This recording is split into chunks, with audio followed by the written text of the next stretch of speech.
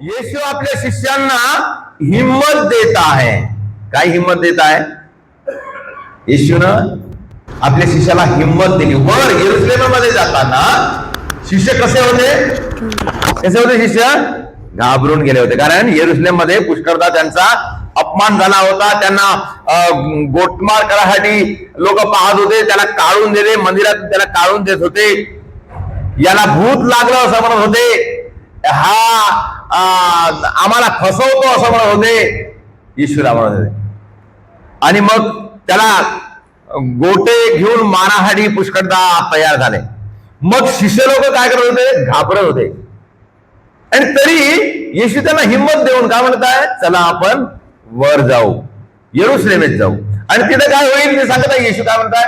मला धरून देतील, माझ्यावर अन्याय लागतील, मला क्रूस देतील, आणि क्रूस देऊन मग काय करेल मी?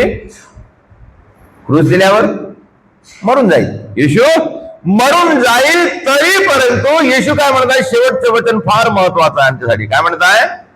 मनुष्याचा पुत्र तिसऱ्या दिवशी पुन्हा उठणार. हालेलुया. हे महत्वाचं आहे. आम्ही कशाची तयारी करत आहोत? कशाची तयारी करत आहोत? पुनरुत्थानाची तयारी, ईस्टरची तयारी. ईस्टरची तयारी म्हणजे पुनरुत्थानाची तयारी. पुनरुत्थान फक्त येशूचे झालेला आहे. तो मरण पावल्यानंतर जिवंत झालेला जगामध्ये दुसरा कोणी व्यक्ती नाही, तर फक्त प्रभू येशू आहे. आणि एवढं दुःख सहन करणारा, एवढा त्रास करून रक्त सांडलेला व्यक्ती सुद्धा दुसरा कोणी नाही, फक्त येशू आहे. त्याला दुःख झाले, त्याने सहन केला, म्हणून तो पुनरुत्थित झाला. आम्हाला सुद्धा पुनरुत्थित व्हायचं आहे, आम्हाला सुद्धा सार्वकालिक जीवन मिळवायचं आहे. म्हणजे आम्हाला काय केलं पाहिजे? आमच्या जीवनामध्ये येणाऱ्या सर्व दुःखातून आम्हाला पार जाणे आहे, पार करणे आहे, आम्हाला पार करणे. प्रत्येक दुःखाच्या शेवटी काय आहे? आनंद आहे. प्रत्येक दिवसाच्या नंतर रात्र आहे, आणि रात्रीच्या नंतर काय आहे? दिवस आहे. प्रत्येक अंधकाराच्या शेवटी काय आहे? प्रकाश आहे. आम्ही दुःख सहन केलोच नाही, दुःखाला स्वीकार केलाच नाही, तर आम्हाला आनंदाचा अनुभव होणार नाही. म्हणून आपण जे दुःख येशूने सहन केलं आहे, येशूने काय म्हटलेलं आहे? जो कोणी माझा अनुयायी होऊ पाहतो त्याने काय करावं? आपला स्वतःचा वधस्तंभ उचलून घेऊन मला अनुसरण करावे. अनुसरण करणे म्हणजे काय?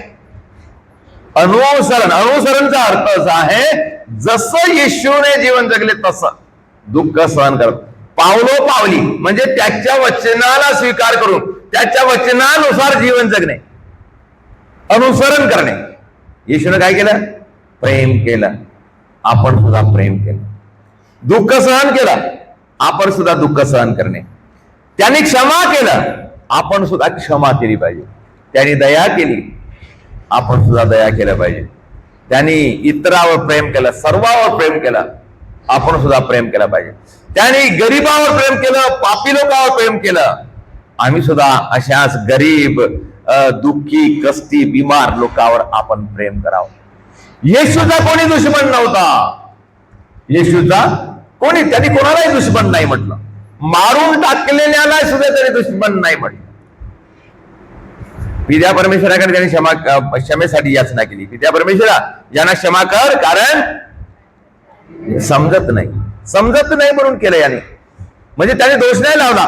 त्याने असं नाही म्हटलं, पित्या परमेश्वरा याला सोडू नको, देवा याला सोडू नको, हे याने भयंकर मला कष्ट दिला, भयंकर मला दुःख दिलं, याला कसंही सोडू नको याला, असं नाही म्हटलं येशूने ना. देवा क्षमा कर, याला समजत नाही म्हणून करत आहेत. हो ना, बरोबर आहे. समजलं असं तर काय केले असते? ते समजलं नाही त्यांना, म्हणून येशूने त्यांना, म्हणून येशूला कोणीही दुश्मन नव्हता. मारून टाकणारा सुद्धा त्याचा दुश्मन त्यांनी समजलं नाही.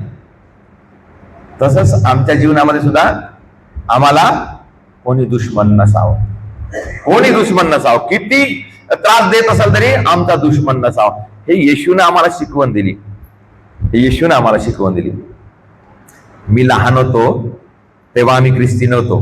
माझा गाव वरुड पॅरिस, तुम्हाला माहित आहे नाही का? आम्ही ख्रिस्ती नव्हतो. आम्ही एकदा गेलो वरुडला गेलो. पहिलं वरुडचं मोठं चर्च नव्हतं, लहान चर्च. म्हणजे हे सिस्टर लोक राहतात ना, सिस्टर लोकांच्या त्या राहाच्या घराच्या त्या वरांड्यामध्ये एक लहानचं चॅपल होतं, म्हणजे सिस्टर लोकांसाठी पूजा करण्यासाठी वगैरे. तिथंच मग फादर पूजा करत होते. आम्ही फिरत फिरत गेलो आणि खिडकीतून पाहिलो तर आम्हाला काय दिसलं, हे मूर्ती दिसली. आम्हाला माहित नव्हतं येशूविषयी, आम्ही कधी ऐकलो नाही. तर आम्ही खिडकीतून पाहिलो. आता म्हणजे कसं दिसतंय यांचा देव, कसा आहे, कशी पूजा करतात, आम्ही खिडकीतून, तो खिडकी खुली होती, पाहिलं.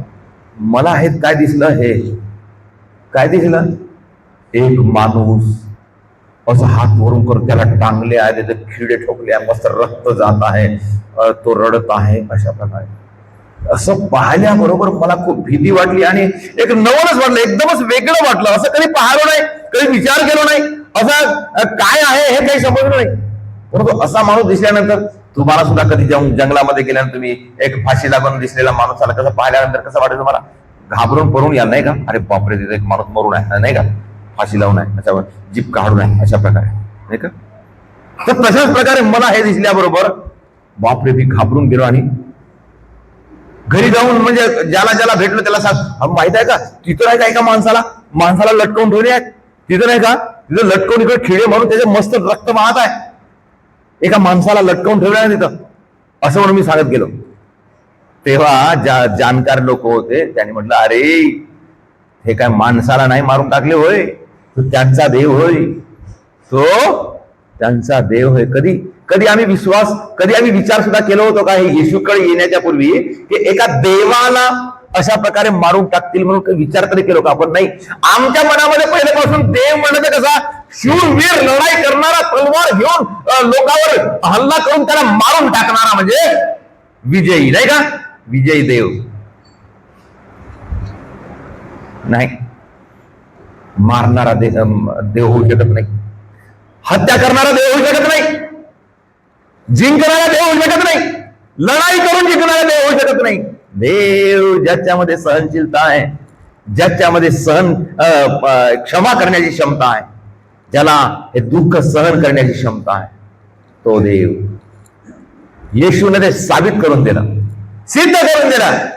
त्याला मारले, त्याला पटकले, त्याला इजा केल्या, रक्त सांडलं, त्याला होऊ शब्द नाही म्हटलं. असा देव, तो आहे विजयी देव. आम्हाला सुद्धा येशू काय म्हणत आहे, तुम्ही माझे अनुयायी व्हायचे असेल तर तुम्ही माझे अनुसरण करा. म्हणजे काय करा, दुःख झालं तरी, संकट आलं तरी, त्रास झाला तरी क्षमा करा आणि क्षमा करून विजयी व्हा. विजयी व्हा, हारणारे बनू नका, हारणारे बनू नका. आम्ही हारणारे नाही, आम्ही विजय बनणारे. येशूला स्वीकार करूया. आम्ही स्वर्गात जाण्याची तयारी करत आहोत. सकाळपासून मी सांगत नाही का, स्वर्गात जाण्याची तयारी. कशी स्वर्गात जाण्याची तयारी करतो? स्वतःला येशूच्या वचनाने, आशीर्वादाने संपन्न करू, येशूने शिकवलेल्या वचनाचा आत्मसात करून, त्याच्या मागे त्याचा क्रूस उचलून चालून, पापापासून दूर राहून. येशूने पाप केलं, येशू आम्हाला पापापासून दूर हे आम्हाला शिकवत आहे. स्वर्गात आहे. आम्हा प्रत्येकाला येशू स्वर्गात नेऊ इच्छितो. पुष्कळ लोक चांगल्या प्रकारे तयारी करत आहेत स्वर्गात जाण्याची, आणि पुष्कळ लोक स्वर्गात गेलेले आहेत. आमच्या समोर पुष्कळ उदाहरणं आहेत, नाही का. सर्व संत लोक, नाही का, त्यांनी काय केलेलं आहे, येशूचे अनुसरण केलेलं आहे. खऱ्या अर्थाने येशूचे अनुसरण केले आहे, आणि ते आमच्यासाठी प्रतीक आहेत, आमच्यासाठी उदाहरण आहेत. आमच्या भारत देशाचे संत अल्फोन्सा, संत कुर्याकोस चावरा, अशा प्रकारे चांगले चांगले संत, मरियम तेरेसा, राणी मरिया, चांगले चांगले संत आमच्यासाठी. पुरा विदेशातले संत सुद्धा आहेत. ह्या सर्व संतांनी काय केलं ना, येशूच्या वचनानुसार चालून त्यांनी आत्मसात करून त्याचे अवलोकन केलेले. परंतु काही लोकांना आम्ही काय पाहतो, सर्वांचीच इच्छा आहे स्वर्गात जायची, परंतु काही लोक खूप चतुर आहेत, शॉर्टकट मारण्याचा प्रयत्न है ना. आजकाल शॉर्टकट, एवढं लंबी जिंदगी कोण जगत राहत नाही का. शॉर्टकट शॉर्टकट येशूच्या ठिकाणी चालत नाही. स्वर्गीय राजामध्ये शॉर्टकट चालत नाही.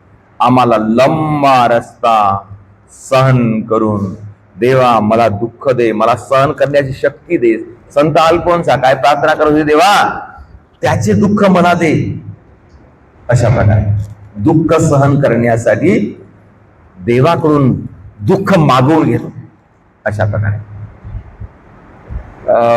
लिटिल फ्लावर संत तेरेसा प्रार्थना करत होती, त्यांचे दुःख मला दे. आणि जेव्हा तिच्या सोबत राहणारे काही लोक, सिस्टर लोक तिला जेव्हा त्रास करत होते, ती आनंदाने ते सहन करत होती. अशासाठी की देवा धन्यवाद, हे मला थोडस सहन करण्यासाठी मला संधी दिली म्हणून धन्यवाद. आपण देवाला धन्यवाद द्यावं आणि धन्यवाद देऊन स्वीकार करावा, शॉर्टकट मारू नये. एकदा एक यमदूत आला म्हणते एका जणाकडे, ज्याचं म्हणजे काय होतं, म्हणजे आयुष्य पुरलं होतं. त्याच्याकडे यमदूत आला. यमदूत म्हणजे कोण? यमदूत म्हणजे कोण? म्हणजे नरक म्हणजे नरक म्हणजे नाही, म्हणजे आपला न्याय करणारा नाही का. म्हणजे त्याच्याकडे राहते हे डायरी, त्याच्यामध्ये लिहून राहते कोणाकोणाचा नंबर लागला. आता नंबर लागला, गॅसचा नंबर नाही, गॅसचा नंबर म्हणता का तुम्ही, तो नाही. आमचा म्हणजे मरणाचा नंबर लागला, तो त्याची लिस्ट घेऊन डायरी घेऊन आला तो एका जणाकडे. आणि तो ज्याच्याकडे आला तो मोठा चतुर होता, तो हुशार होता तो माणूस. तर हा यमदूत आला त्याच्याकडे येऊन म्हणते, त्याला डायरी दाखवत आहे, लिस्ट दाखवत आहे आणि म्हणते, काय म्हणते, तुझं सर्वात पहिलं तुझं नाव आहे म्हणते आता, आणि मी आलो हा म्हणजे तुला न्यायासाठी, तुझंच नाव सर्वात पहिलं आहे म्हणे. आता हा मोठा हुशार शॉर्टकट वाला माणूस, मग यानं उपाय केला. काय काय म्हणलं, अरे नाही ठीक आहे ते राहू दे ना, एवढी गडबड काय, न्याहातच आहे ना, राहू दे ना ते डायरी, राहू दे थोड्या वेळ, बस चांगला बस. आमच्या भारत देशाची, आमच्या लोकांची प्रथा आहे की पाहुण्याचा आपण पाहुणचार करावा. तर बसा, चाय पाणी घ्या, थोडा वेळ आराम करा. यमदूत म्हणलं ठीक आहे, तेवढी गडबड काय आहे, न्याहातच आहे ना तुला, तर ठीक आहे बसतो. बसला, चाय पेला, चाय पिल्यानंतर कमला, अरे नाही चाय तर झाला ना, आता मी तुझ्या स्वयंपाक करतो, बढिया पैकी जेवण बनवतो. अरे ठीक आहे, जेवण बनव. त्याने जेवण बनवला, बढिया मस्त, मसाले गिसाले मस्त कडसून बढिया पैकी, एवढं बढिया टेस्टी जेवण बनवला का नाही बापरे. तर तो टेस्टी जेवण बनवून ह्या यमदूताला चारला आणि यमदूत खुश झाला, मस्त खुश झाला. आणि खुश झाल्यानंतर काय म्हणते यमदूत, आता एवढ्या, आता मस्त पोट भरलं, एवढ्या गडबडीने काही नाही, आता याला न्याहाचंच आहे ना, थोडस आराम करतो म्हणला. तो आराम करायला गेला, आराम केला मस्त त्याने, मस्त खुश झाला. तो झोपला, यमदूत झोपला. आता याला वाटलं, या हुशार शॉर्टकट माणसाला वाटलं आता हा आराम करत आहे, आता हे डायरीचं आहे. त्याने काय केलं, ते घेतली डायरी, वरचं नाव कापून टाकलं आणि एकदम शेवटी लिहिलं ते नाव. ते नाव वरचं कापून टाकलं आणि शेवटी लिहिलं, सर्वात शेवटी. आता म्हणे, आता तर माझ्या हातात आहे म्हणे, आता तर म्हणजे पुन्हा हे पूर्ण डायरीचं पूर्ण नंबर मागपर्यंत येतपर्यंत कसं 2 वर्ष माझे निघून जाते, असं म्हणून त्याने एकदम शेवटी नाव लिहिलं. तो तिकडून यमदूत मस्त आराम करून आरोग्य देत उठला. अरे बाप रे, का म्हणे, काय स्वर्ग म्हणे, त्या स्वर्गात तेवढी झोप नाही लागत म्हणे, इथंच त्यांनी झोप लागली म्हणे मला. आणि मस्त बढिया वाटलं, एकदम म्हणजे आराम भेटला म्हणे. अरे म्हणे, मी आता खुश झालो म्हणे, मी खुश झालो. आता तुझं जे मरण आहे ना, पहिला नाव आहे ना, ते तिथंच राहू दे. मी एक काम करतो, मी शेवटल्याचा पहिला नंबर लावतो, शेवटच्याचा पहिला. तू थांब म्हणे, तू थांब इथं, मी शेवटल्याचा पहिला नंबर लावतो म्हणून त्याने गेला. आणि काढते डायरी, शेवटचं नाव वाचते, याच नाव आलं. हुशार माणूस, शॉर्टकट वाला माणूस, नाही का? आम्ही सुद्धा पुष्कळदा शॉर्टकट मारण्याचा प्रयत्न करतो, हुशार बनण्याचा प्रयत्न करतो, पण देवासमोर कोणीही हुशार होऊ शकत नाही. देवासमोर देवापेक्षा हुशार कोणी होऊ शकत नाही. जे ज्याचं पुरलं आहे त्याला काहीच उरत नाही. ज्याचं पुरलं ना त्याचं काहीच उरत नाही. म्हणून आपण रोजच्या जीवनामध्ये आपण काय केलं पाहिजे? तयारी करत राहावं आणि जे आलं आहे त्याला स्वीकार करत राहा.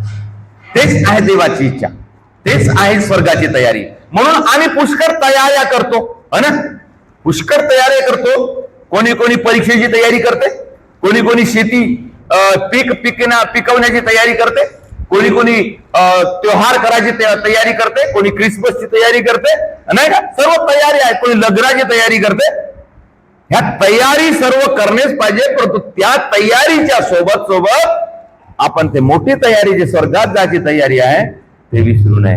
आणि त्या तयारीसाठी या बाकीच्या तयारी करतानाच स्वतःला काय करावं लागते? पवित्र ठेवावं लागतं. पवित्रतेची आपण साधना केल्या पाहिजे. इब्री लोकास पत्र अध्याय 12 वचन 14 काढा बरं. इब्री लोकास पत्र. Hallelujah, hallelujah. स्वर्गात जाण्याची तयारी काय आहे आम्हाला त्याच्यामध्ये दिसते. इब्री लोकास पत्र अध्याय 12 वचन 14 वाचा. सर्व बरोबर शांततेने राहण्याचा व ज्या वाचून कोणालाही प्रभूला पाहता येत नाही ते पवित्रीकरण मिळवण्याचा झटून प्रयत्न करा. हालेलुया.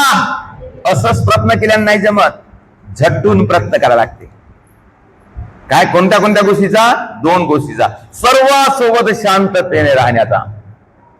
आम्हाला वाटते आम्ही कोणती तयारी करत आहोत? लग्नाची तयारी करत आहोत, शेतीची तयारी करत आहोत, शिक्षणाची तयारी करत. आम्ही तयारीमध्ये आहोत म्हणून खूप व्यस्त आहोत, परंतु ह्या तयारीमध्ये आपण मोठी तयारी विसरून जातो. आणि मोठी तयारी काय आहे की हे तयारी करताना, लग्नाची तयारी करताना, शेतीची तयारी करताना, घर बांधायची तयारी करताना जेव्हा आम्ही शांतता भंग करतो, जेव्हा आम्ही अपवित्र बनतो, पवित्रतेला नष्ट करतो, म्हणजे आम्ही मोठी तयारी चुकून जातो. म्हणजे हे सर्व तयारी करताना, आमचं जीवन जगताना, सांसारिक जीवन जगताना, व्यावहारिक जीवन जगताना, आम्ही नोकरी पाणी करताना, शेतीवाडी करताना सुद्धा आम्ही काय केलं पाहिजे? सर्वांसोबत शांततेनं राहणे, शांततेचा स्वभाव बनवणे आणि त्यातल्या त्यात स्वतःला पवित्र ठेवणे. स्वतःला या वाचून कोणालाही प्रभूला पाहता येत नाही आणि कोणालाही प्रभूचं दर्शन होणार नाही आणि कोणी स्वर्गात जाणार नाही. मत्तयाचे शुभवर्तमान अध्याय 5 वचन 8. मत्तयाचे शुभवर्तमान अध्याय 5 वचन 8. हालेलुया. वाचा. जे अंतःकरणाचे शुद्ध ते धन्य, कारण ते देवाला पाहतील. जे अंतःकरणाचे शुद्ध आहेत, जे पवित्र आहेत, जे शांती करणारे आहेत, जे देवाच्या वचनानुसार चालले आहेत, त्यालाच देवाचं दर्शन होईल. विद्यानो, आम्ही देवाचं दर्शन करण्यासाठी प्रभू आम्हाला शिकवत आहे. देवाचा स्वभाव स्वीकार करण्यासाठी आम्हाला सांगत आहे. आपण स्वतःची तयारी करूया. स्वतःची तयारी करून, स्वतःला पवित्र करून, शांततेने ठेवून स्वर्गात जाण्याची तयारी करूया. आज प्रभू येशू आम्हाला आमंत्रण करत आहे. काय सांगत आहे? मला झालेले दुःख, मला दुःख होणार, ते मला क्रुसावर चढवणार, मारून टाकणार, तरी परंतु मी तिसऱ्या दिवशी जिवंत होणार.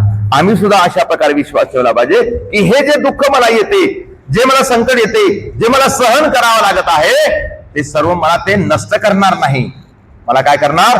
विजय मिळवून देणार. आपल्या जीवनातले दुःख, आपल्या जीवनातले त्रास, संकट हे सर्व सहन करून, देवासोबत राहून, देवासोबत शांततेने राहून आम्ही पवित्र जीवन जगण्याचा प्रयत्न करण्यासाठी प्रभू आम्हाला आमंत्रित करत आहे. प्रभूला आपण धन्यवाद देऊया. स्वतःला पवित्र ठेवण्याचा प्रयत्न करूया, शांततेने जीवन जगण्याचा प्रयत्न करूया.